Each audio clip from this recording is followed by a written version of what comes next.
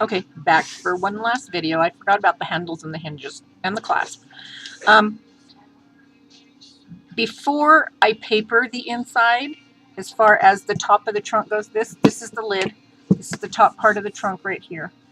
And before I, let's see if I can get it, there we go. Before I paper on the inside, see the tray's sitting in there, and it's, before I paper this in here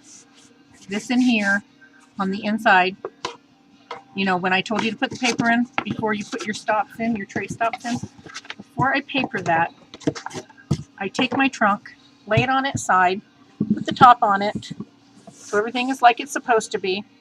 And sometimes you need the extra stiffness of the tray being in there to help hold it. And I take my hinges, these are just hinges I get at Lowe's. I take my hinges and I line up the screw, the hinge part that moves, I line it up with the seam like this. And I want to poke my holes.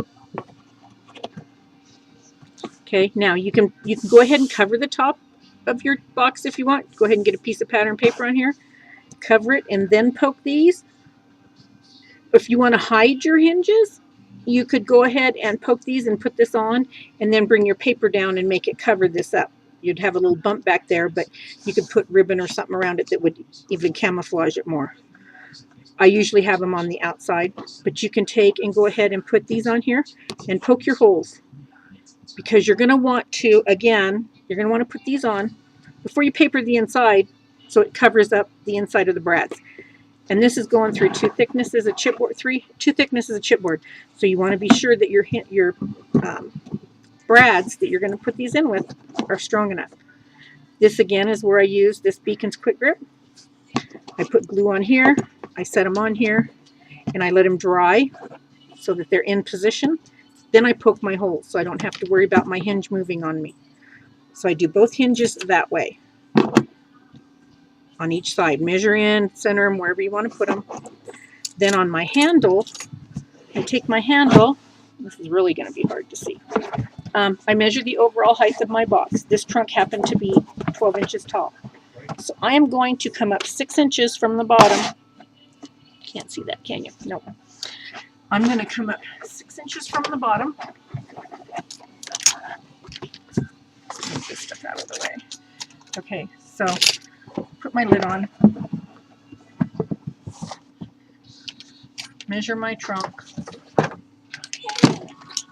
And it is 6 inches tall.